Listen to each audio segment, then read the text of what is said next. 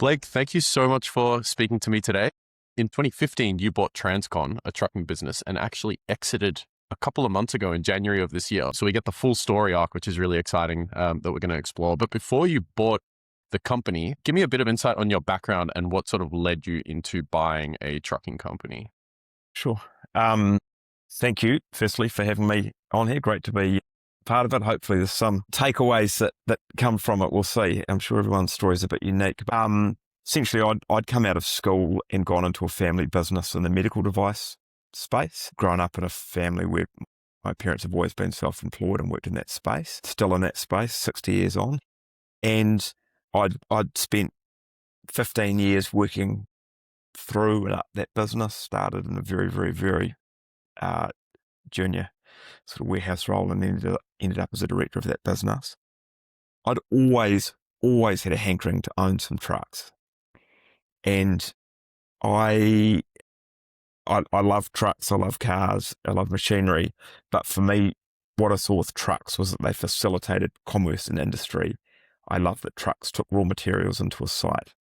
The site processed and turned them into a product, and then trucks took that product out. And I loved what trucks facilitated. They took logs from a forest to a wharf or to a plant. I just love that. But 2013, I sent myself to the University of Michigan in the States to do an executive program for a month.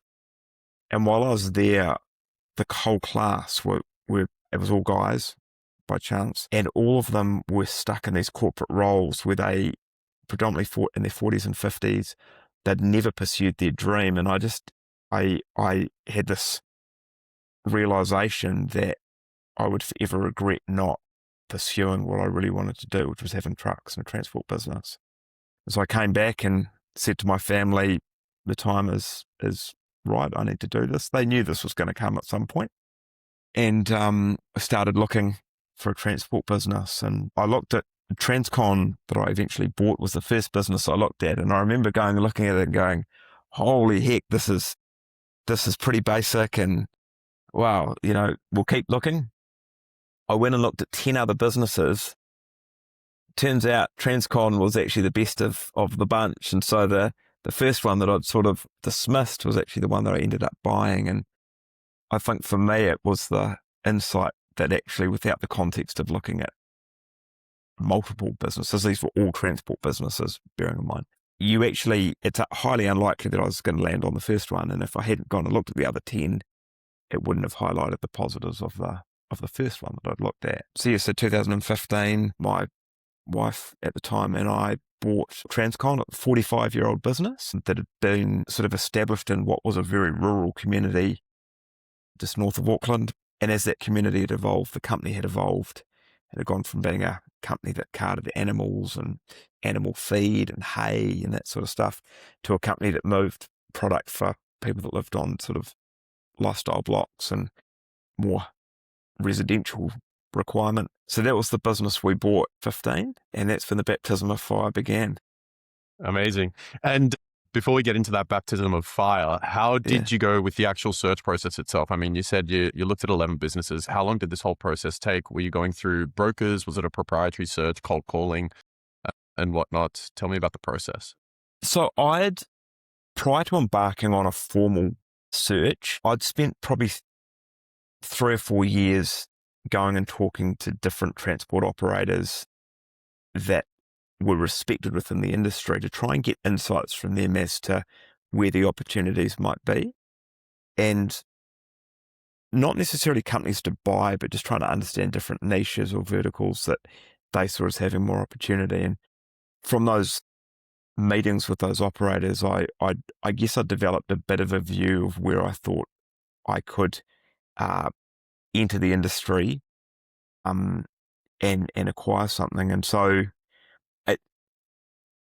in terms of the search, it was the basic stuff in terms of talking to accountants, looking at online listings. Bearing in mind, like 2015 was still probably more primitive than things are now in terms of online listings and the ease of search.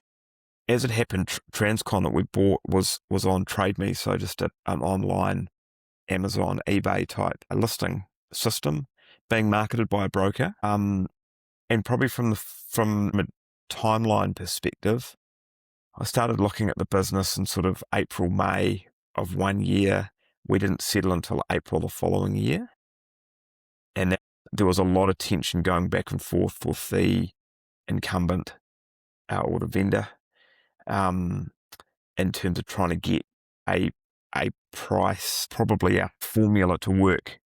Bearing in mind, transport businesses are generally bought, a lot of it's around an asset value from a market value perspective, and then potentially a goodwill component, but it comes down to what the format of those customers are. So it took quite some time to actually get to a number and a formula that both sides were happy with and that I could actually fund or make work. I'd engaged an independent sort of accountant to help with the whole forecasting side of it, and we ended up spend a considerable amount of money on that, but that for me probably gave me the confidence that the business stacked up before we went into it. So they were, gave me confidence. And to be honest, the money spent there, I suspect also gave the bank that helped fund the business the confidence that actually we were using a third party to get those numbers validated. It wasn't just going off what the existing owners thought.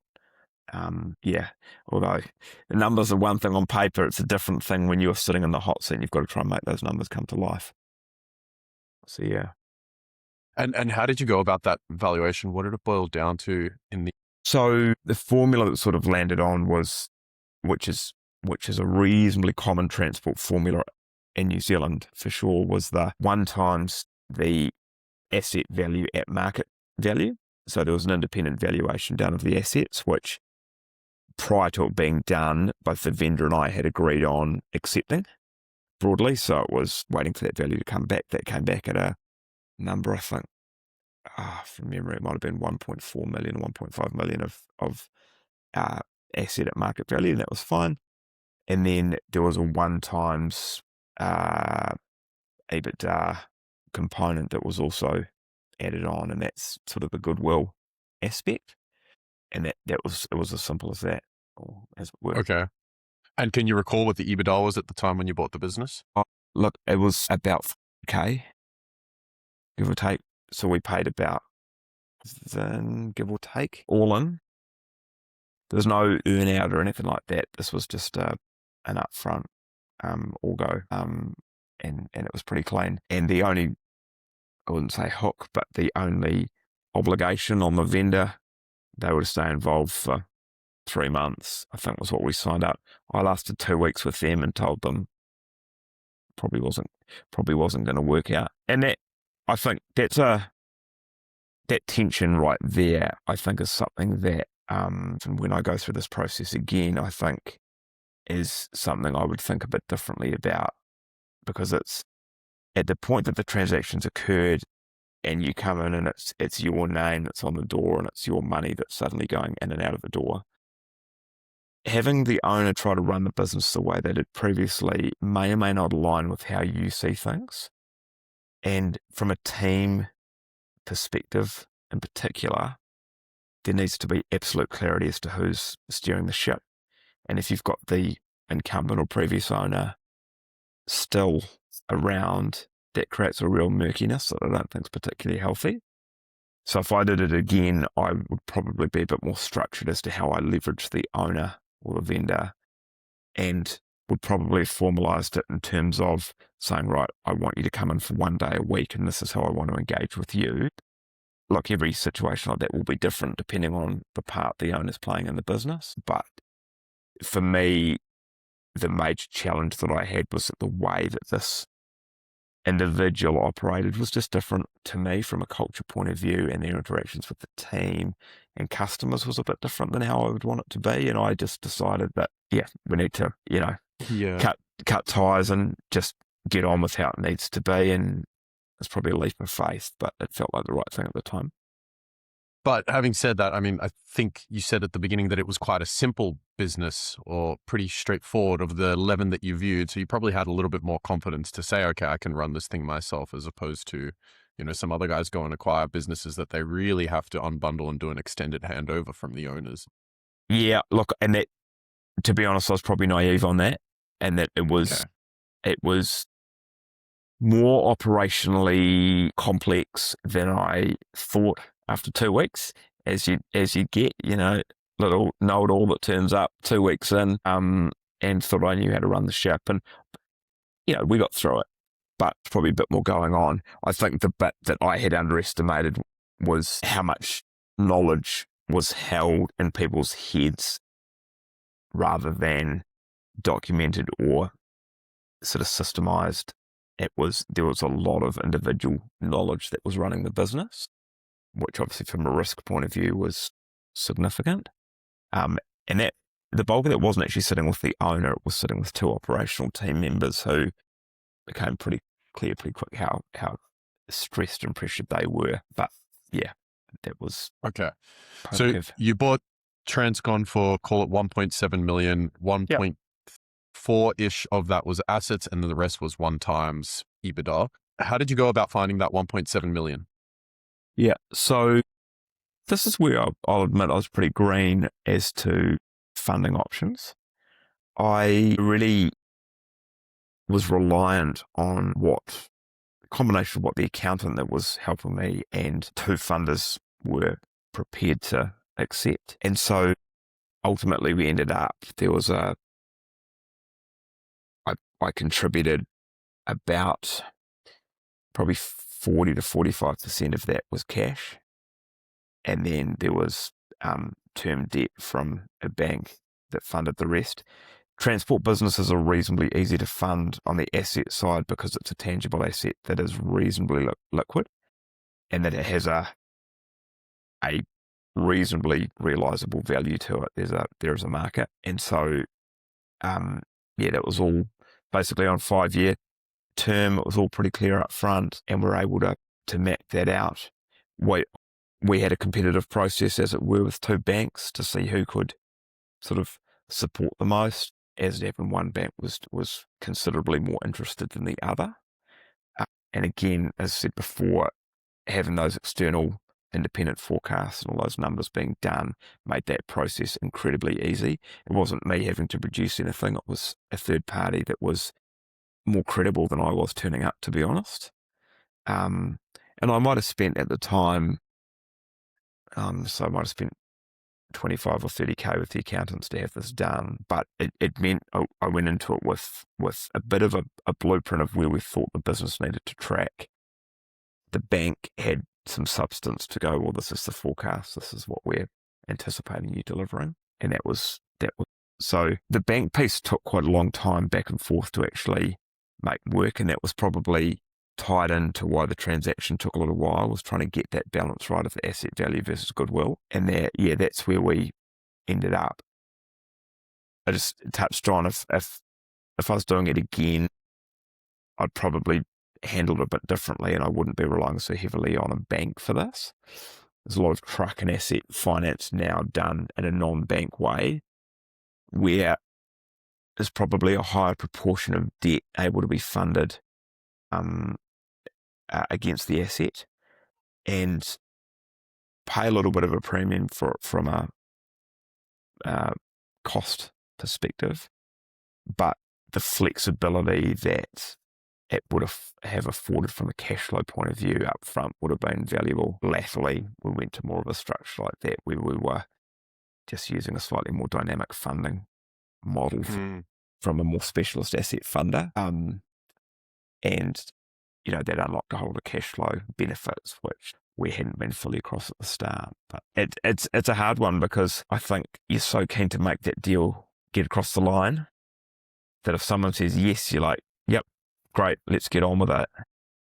But it's sort of not until you're up and running that you fully feel where those pain points are, and that, everyone talks about cash flow, and cash flow is important, but you don't necessarily see exactly how that's going to play out, and just adjusting to how different, like, payment terms and how that looks. And there's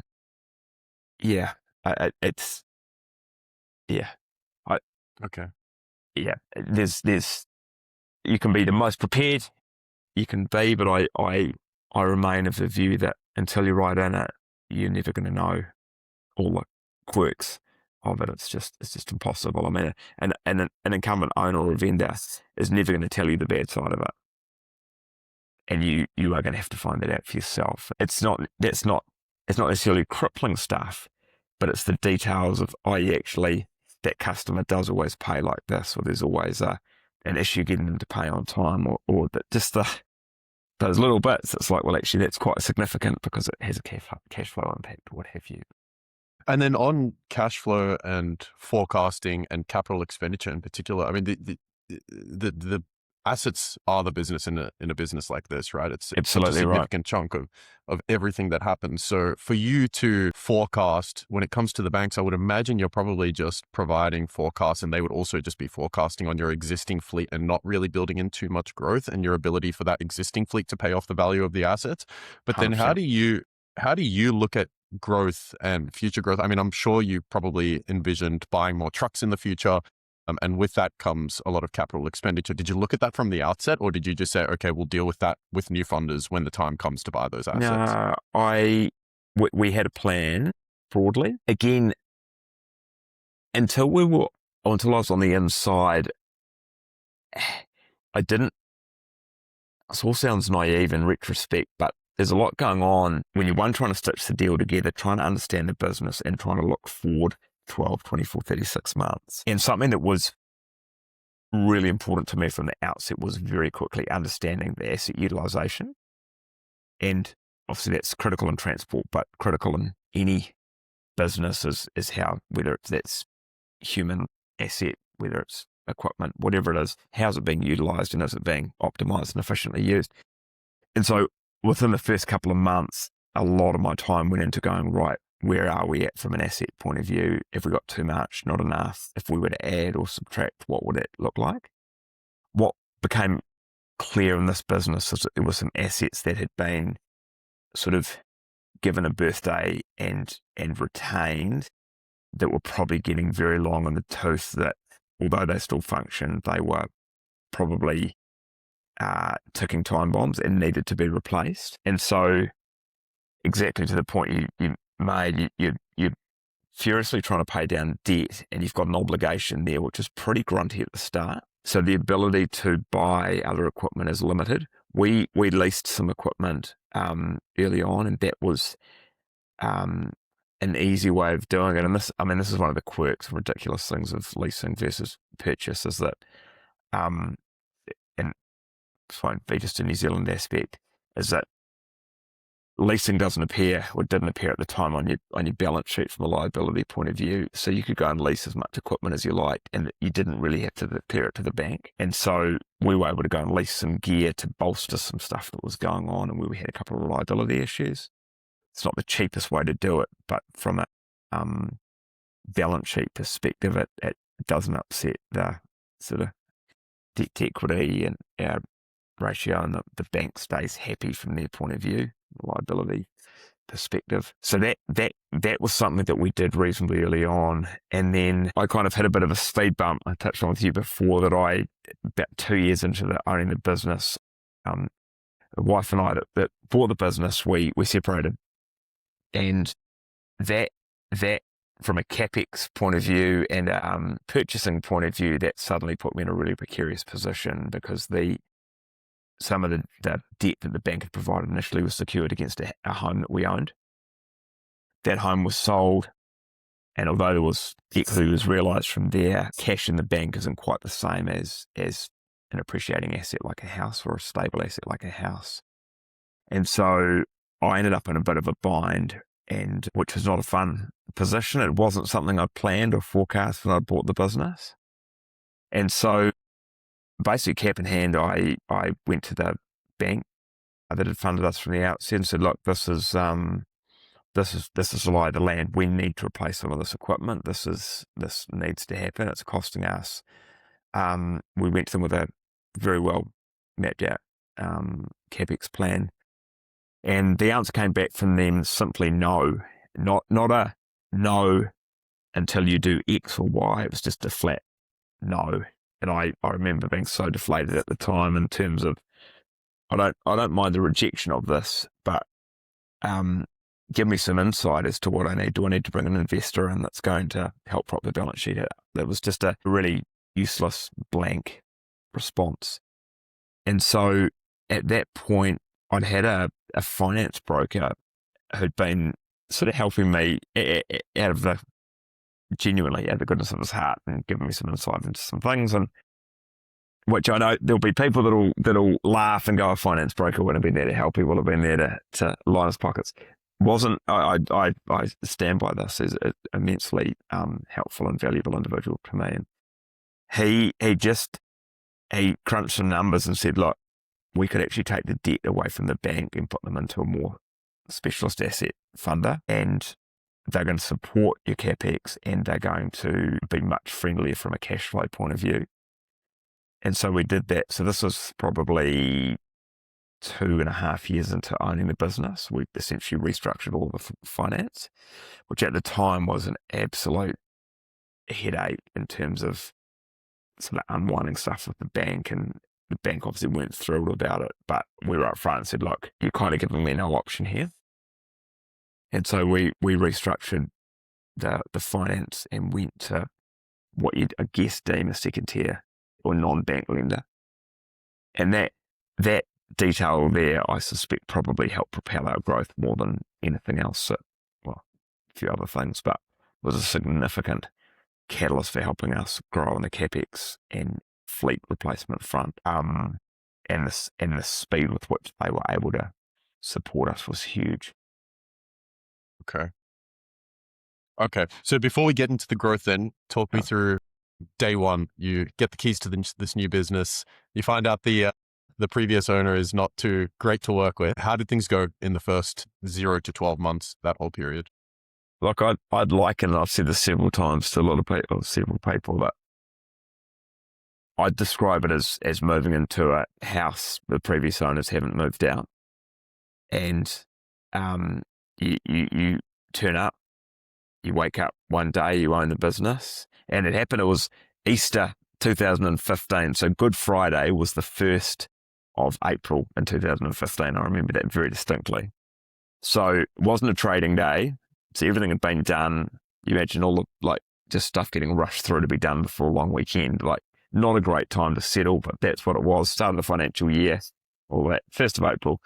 I remember going up to the yard with my dog and walking around and just, I think it was like, where do you start? And this was a business that was running that day, so the trucks out running. I had no idea. How many trucks? Sorry, did they have? How big was the fleet? 16 trucks, 15, 16 trucks. Trucks out running. I had no idea what they were doing, who was really doing what. I'd spent a bit of time in some trucks with the team prior to settling. I'd been around a bit and tried to spend a bit of time just seeing what was going on. But I really, again, this sounds far more naive than it is, but I didn't have, I didn't really know what was going on with the business per se. I was there to learn. And I remember I spent all of Easter just sitting in what had been a managing director's desk. Bear in mind, he had literally just walked away. So his desk was still exactly he'd left on the Thursday, and I turned up on the Friday, and piles of paperwork and magazines and stuff were all just sitting. It was just, one out the door, one in the door. That was it. And I remember in the first 12 months, out of one of the sites, we pulled sort of 7 or 8 skip bins of just rubbish and stuff that had been accumulated. It was a mindset of just keeping and we don't get rid of. And so just actually, there was a really pretty cathartic process, I think, sort of clean out of just getting rid of stuff and sort of out with the old physically and process wise and everything like that. I fairly early on in that probably within the first 3 or 4 months, I was pretty focused early on team and customers. That was my 2 areas of real focus. So spending a lot of time with the team in trucks operationally, making sure I was really getting my head around what went on, and then being in front of customers. So existing customers, new customer opportunities, and just trying to see what was going on locally. And I had the largest customer I spent quite a bit of time with, and he said to me, goes, "Oh, you need to smarten up the act of the business. Everything looks so, it's ready for a refresh." And so it hadn't been part of the plan, but we very quickly did a rebrand of the business. That wasn't something I'd gone in to do, but there was sort of resounding pressure to do something with it. So we did a rebrand of the business pretty quick, which went down really well. And actually, in hindsight, that was a great thing in terms of a clean slate. We created a new tagline for the business and a logo, and sort of updated some colours, and we repainted the bulk of the trucks. We just, that like I say, that hadn't been part of the plan, but it became quite a useful lever that we pulled. And really the focus for me was just on revenue growth, wherever I thought it could come from. And there was probably some, in that early on, we were chasing dollars for the sake of it without being as smart about where they were coming from or how they fitted with the business. But I just wanted to be visible and be out. And that was a skill set that I brought from a previous life, was around revenue generation. But that first 12 months went by real quick, and I was working 7 days a week. That was not out of need as such, but in order to get ahead of what was going on and to be learning and to be thinking and to be able to work on the business. There was no way that could be occurring during business hours. And so that was pretty big. Didn't have married, but didn't have kids or family at the time. That's certainly something that I feel fortunate about at the time, that there's no way I would have been able to do it with family. It just not a hope. I wouldn't have been able to be as selfish as I was in that year in particular. And a lot of stuff went by the wayside, from a exercise and health and well-being point of view. It was just on. And transport doesn't sleep. And so, you've got that element. I'd come from a business that was 5 days a week, and that nights and weekends were the opportunity to catch up if you needed to, and you could work on the business. And, it traded from 8 in the morning till 4:30 or 5 at night. To suddenly go into a transport business that was running 7 days a week from sort of 3 o'clock in the morning till 8, 9 o'clock at night is quite a different beast, and just a lot more operational details going on. You've got trucks that are involved in accidents, and you've got, I remember this quite vividly, in those first few months, things like insurance claims or incidents. You'd have a truck would back into the side of a house or a building. And I remember the first few claims, I was like, oh my God, what has happened here? This is horrific. And because I'd never been exposed to that. But I remember by, I don't know, probably 18 months in, I was like, an incident would happen. Oh yeah, that's fine. They've done that before. And you get conditioned to what becomes normal. There's nothing abnormal about what was going on in the business. I just hadn't been exposed to that before. And I guess the one thing that I remained, and this is across the 11 years, that always stuck with me, and I made sure sort of was always focused on it, was that even when something like a major accident happened, we sadly were involved in 2 fatal accidents in the time I owned the business, not of our causing, but just part of the event. Was that I was in a fortunate position to have those sorts of things to be worrying about. And I think that's the bit with ownership that, has always stuck with me and always been important to me, is that you're signing up for more responsibility and accountability, but you're ending up in a fortunate position to have that accountability and responsibility. And not everyone wants that or will ever have it, but it's something that it comes with it. And I tell you, when you go through the likes of having a team member involved, I didn't lose any team members, but having someone with a fatal accident and having to work through that, that's a pretty good gauge of, why you're doing what you're doing and what you've got to go through in that space of time. So it's kind of a long-winded way of saying that, in that first 12 months, it was getting not normalizing those things, but there were new experiences occurring like that all the time that seemed quite mundane, but they were things that you needed to become accustomed to, like how to deal with those incidents. I'd never had any experience with that before, but suddenly you need to be aware of those risks that come with the business and how to cope with it, and that people are relying on you to lead in that situation.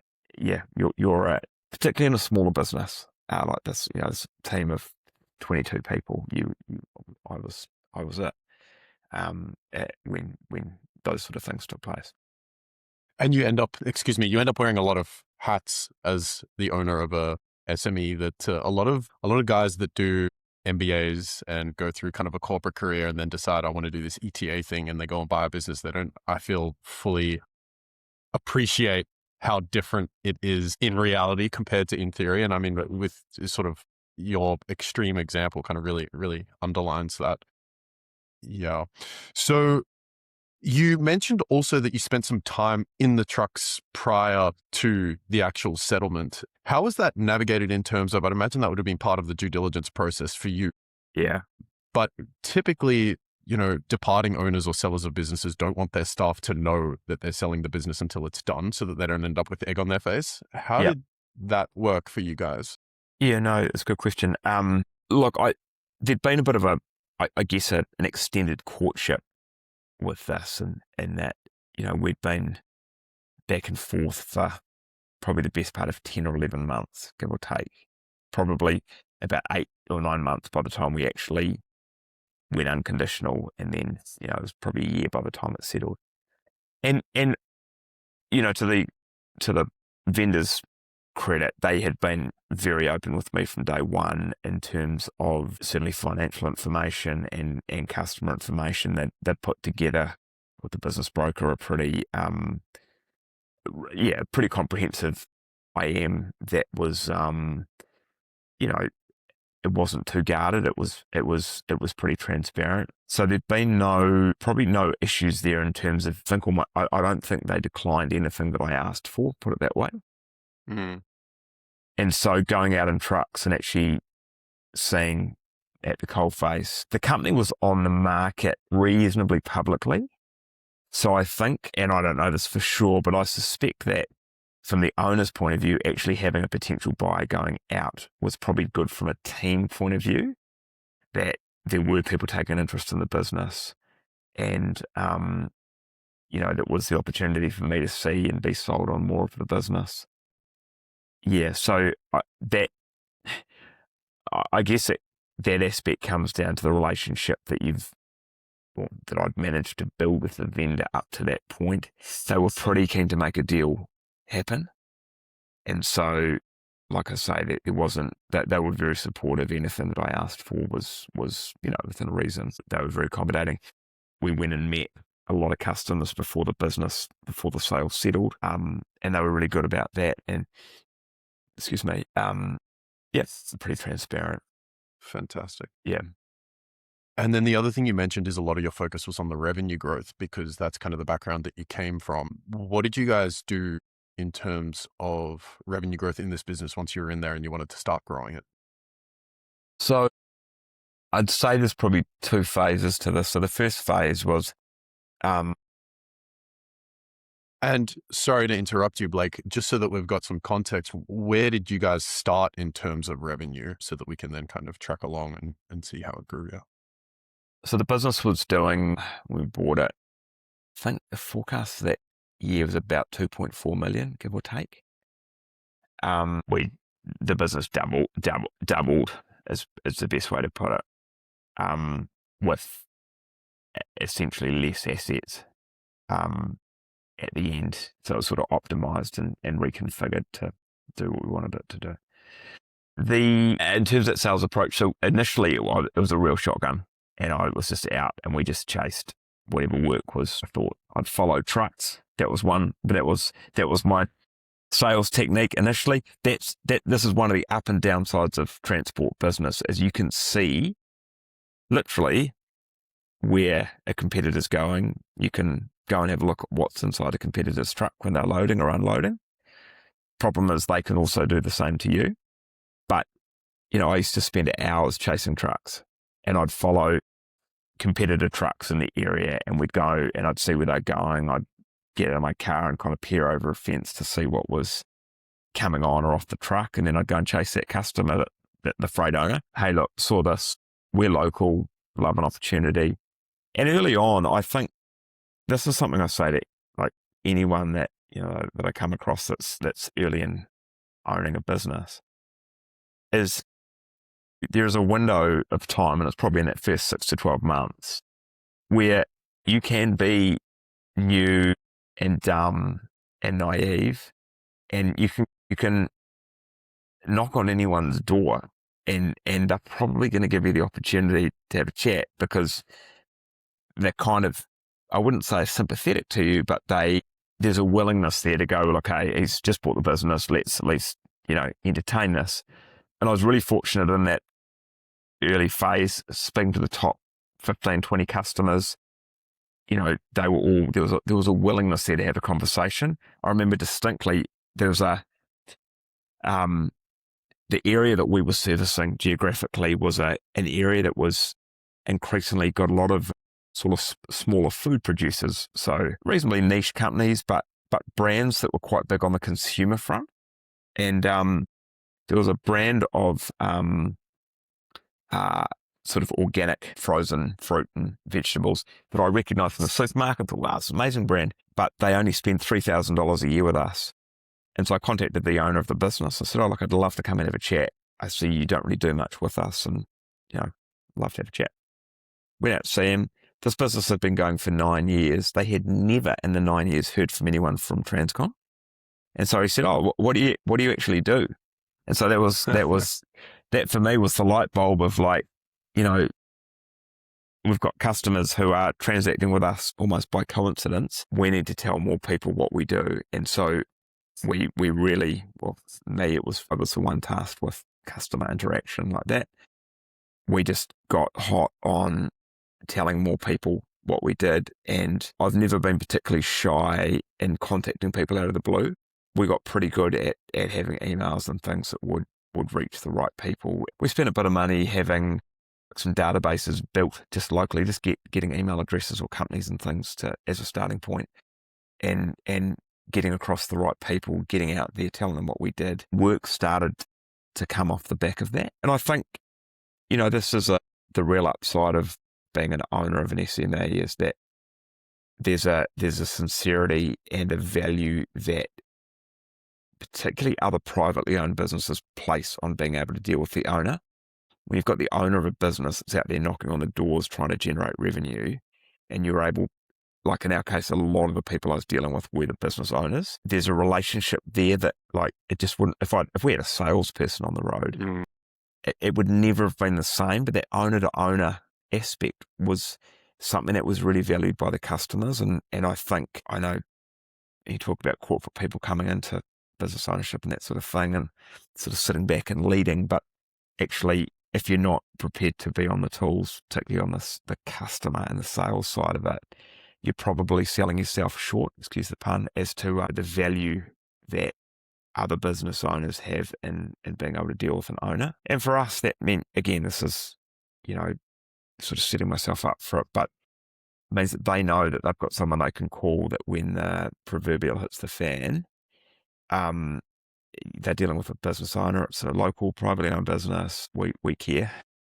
and this is my livelihood, and we need to make this work. And so that for us was a very valuable realization, going and seeing that customer that actually there's a lot of people that just simply have no idea what we do. And then probably the other tool that enabled this and got pretty serious on, I'm a big fan of Pipedrive, which is a sales pipeline tool from Estonia of all places. Pipedrive's a really simplistic but powerful sales pipeline tool. So not fully fledged CRM, but great at capturing opportunity and tracking sales opportunities. And I would just absolutely bombard the hell out of that. That just became, I had time blocked out a few times a week that was we're just focused on customer acquisition, customer growth, but particularly customer acquisition. And that just became the heart of what we were doing. And I guess the other thing I'd identified is that in general, transport businesses like ours, they weren't outbound. They were used to the customer calling them, and we wanted to turn that around. We were going to contact the customer, and we were going to give them reasons to use us rather than them have to find us in the first place. Yeah. And were you still running the sales 10 years on, or had you at that stage then started to delegate to sales guys? No, look, it was in context, we probably had 60 customers that were accounting for that lion's share, like 99% of revenue. So for me to maintain those relationships was reasonably manageable. Like most companies that are, top 10 customers that accounted for probably north of 80% of revenue. And it probably just links to what I just said. That was the most valuable thing, short of time with our team. Focusing on customers was the most valuable thing that I could be doing in the business. Operationally, I had guys that could run the business far better than me in terms of scheduling trucks and keeping the trucks moving, hands down. But from that customer interaction point of view, ultimately no one cared more than I was going to or needed to. And that's not a criticism of anyone. It's just reality. So yeah, that was really my area of focus, and probably always looking ahead. We always had customers sort of waiting, as it were, and that we could push a bit harder with. And we've got customers like, I remember there are a few successes in particular that it took me 3 or 4 years to win the customer, and just knocking and knocking and knocking and knocking. And in the end, like one customer in particular had been almost 4 years. Guy was like, "All right, we're just sick of you calling, but but all we hear is good stuff about what you're doing with the business. So just take the business and be done." And it was like, yeah, you've got to have thick skin after 4 years to keep hounding someone. Amazing. But, I just can't emphasize that enough. The value of a business owner, actually, those customer relationships is huge. And then 10 years on, this business that you had bought with call it $2.5 million of revenue forecasted, I think 400K EBITDA, you said, what did it look like by the end of the 10 years when you guys began preparing to sell? So we'd already sold part of the business off, or not already. In 2020, I decided that there was one of the transport modes that we were dealing with, which was container cartage, so shipping containers. It was a low margin piece that we couldn't get humming. And it was really dragging down the profitability of the business. And I sort of looked at different options, and we looked at whether we needed to acquire something else to give us some more volume. And in the end, I determined that divesting that part of the business was the smartest move. At the time, this was in 2020, that was turning over by itself was about a third of the business. So call it 1.5 million probably at that point. Maybe 4 trucks attached to it that we sold. It was one of those situations where it was kind of shrinking the business to grow the business. And it wasn't a particularly comfortable thing. I remember being quite torn by it because I'd worked so hard to grow it. The volume on that would probably tripled, or revenue would probably more than tripled. And it had gone hard doing that, and we were doing a great job, but we just couldn't get it to work. And but that was a real lesson for me. So we divested that in 2020, and that was just the start of another real phase of growth, and that it took away a huge distraction operationally, and what had been a very high repair and maintenance part of the business. So if I'm honest, a reasonably high maintenance group of team members involved, and that is certainly from a cost perspective, it was a reasonably significant group. So we carved that off in 2020, and in that prevailing sort of period from there, we sort of shrunk the number of trucks. We were down to about 12, 13 trucks that were running, but we got the revenue back to the same point. And that's a transport quirk. That's also an old flash thing, is that it's not, because there's an asset that has a cost that can only be utilized so hard. You're not going to get the exponential growth out of being able to run a machine. If I compare it to being able to run a machine more that's got a much longer life, a truck, the more you run it, the more it's going to cost, the more it costs to, have labor on it. all those sorts of things. It's a pretty linear model. So from that point of view, bigger certainly wasn't better, or although we doubled the business, we didn't suddenly triple the bottom line. It was you're carrying more cost on the way through. Now, margin improved, don't get me wrong, that was certainly better, but it's it's not exponential like some other businesses or some business models certainly are. And how did the final sale come about? Were you pretty much ready to hand over the keys, or did someone come and tap you on the shoulder and say, hey, let's talk? I'd got probably the middle of, where are we now, 2026? So probably the start of 2025, so basically 10 years in, I knew that the business needed to change shape.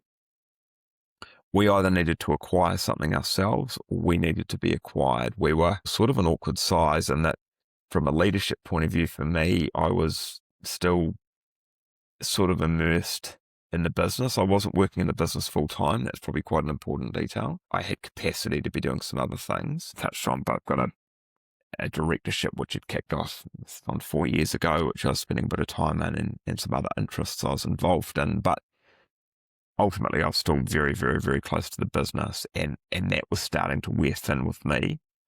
And that, 10 years on, it was sort of that same shit, different day scenario. And I was tiring of that.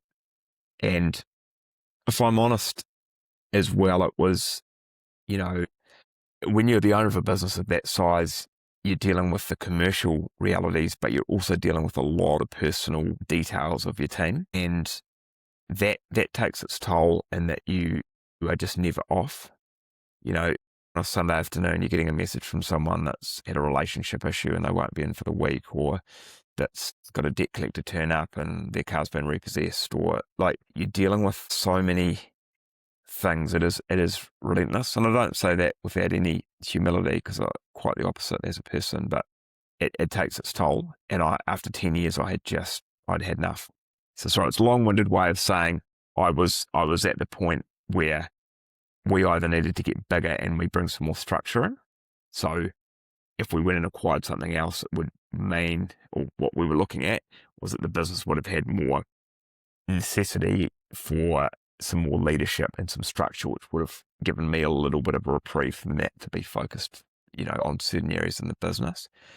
We came close to acquiring a couple of businesses in 2024.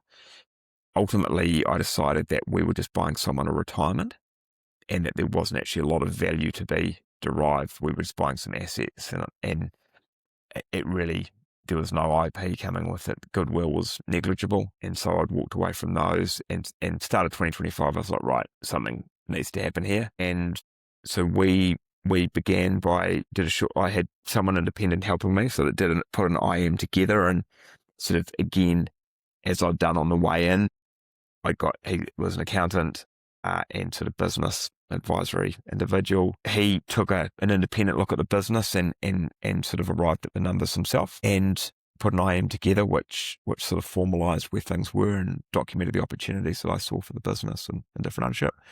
We then shopped that to about 5 different trade buyers, and we tailored each of those IMs to what I felt were the linkage for them and the opportunity for them. We got very close with one, but something happened within one of those businesses internally, which just tripped them up, and it was just going to become such a cumbersome deal that it was like, this is just not worth it for anyone. So we walked away from that and got to June 2025, and I was like, let's get on with this. Once Done. Yeah, well, once you start thinking along those lines, you start running the business a bit differently, because you're taking a much shorter term view. It's not that we stopped investing, but your horizon's a bit different. Like, am I going to be here in 12 months? Am I going to be here in 6 months? And yeah, your decision making changes. It's a sort of human nature aspect kicks in. And so June that year, was like, right, we're actually going to go to market more publicly. And we promoted it a bit. We tapped shoulders a few more people. We advertised online, and one of those ads drew another local transport operator who ultimately bought the business. And they were probably the reverse of what I was wanting to do. They got a good business. It was the opportunity for them to gain some scale locally. So yeah, we settled with them in January of this year. Congratulations. And Yeah, they thanks. applied the same formula that you did when you first started, or did you guys take a different approach to valuing? Look, if I'm honest, I genuinely don't know the formula that they applied. I had a number in my mind, which we were all set on. And during the due diligence process, we had a major customer change occur, which had estimated the impact of, but couldn't fully ascertain. And rather than be deceptive, I decided to come clean on it and go, hey, look, this is the impact. I think it's going to have X impact on bottom line, our top line and bottom line. And I actually put forward a price reduction on it. And I said, I think, to be fair, I think we should take X off the price, or off the number that they'd indicated they would pay for it. And, they sort of had to take my word for it. I've been reasonably generous in how I dealt with that. And so in the end, it was a clean deal, and I took what was a number that I was comfortable with and that I could sleep at night knowing that I hadn't inflated anything. And, there's always going to be two sides to it. And I'm sure the buyers have got their view as to, what they paid and where that sits. But that was something that was important to me. And it's probably, there'd be people that would have been more ruthless in that situation than I probably was. But there was an aspect of, it was, from my perspective, it was the right thing to do in that context. And I tried to be transparent the whole way through. So that's how we ended up, at a very, very clean and short thing, I guess. And that probably comes to what I'd said to you before the call around, I'd come into this, obviously financials are important, 100%. But 11 years into it, at the point of selling the business, I was incredibly thankful for what it had given me from a learning and development perspective. And it had opened some other doors for me that I never, ever would have had open without, if I hadn't taken that leap and gone through what I'd done for the last 10 or 11 years prior. And so the financial outcome, yeah, that was important to me. But the business being sold to someone that I knew was going to carry it on and maintain the team and that sort of thing was also really important. And so that was the decision that was right for me. So after this whole experience, what advice would you have, or what would you say to the young, late 20s, early 30s entrepreneur that wants to now go off and buy a business, having done it all yourself? Oh, do it.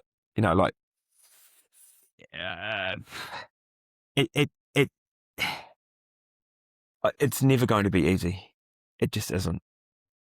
But do you want to be sitting? So I'm now 45. So I was 35 when I kicked off.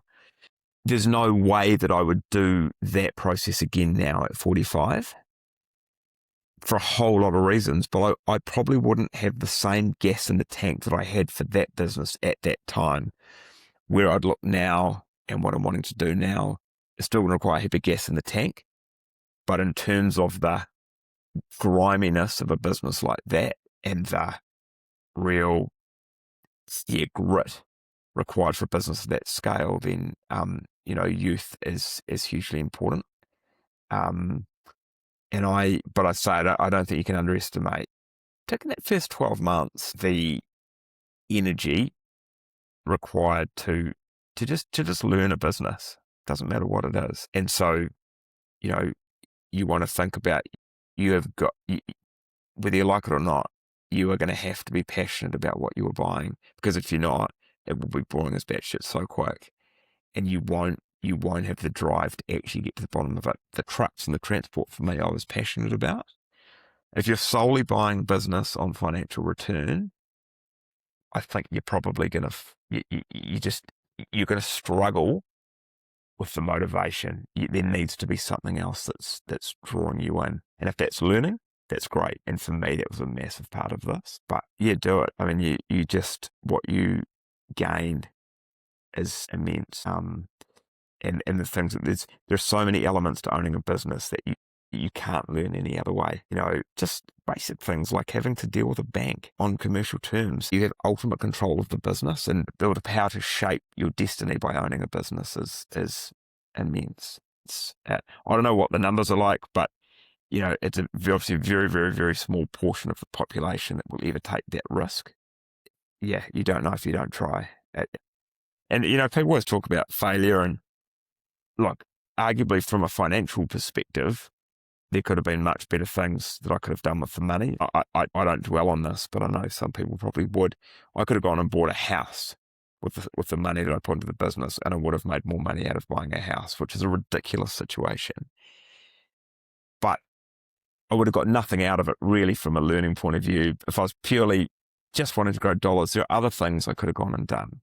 But in terms of an experience and a ride, then the business is a unique proposition. You can't, be my. On that note, Blake, thank you so much for speaking to me today. I've put your LinkedIn link in the notes, so if anyone wants to reach out to you, they can do so through LinkedIn. Yeah. And thank you so much for speaking with me. All right, thank you, Dimitri. Great to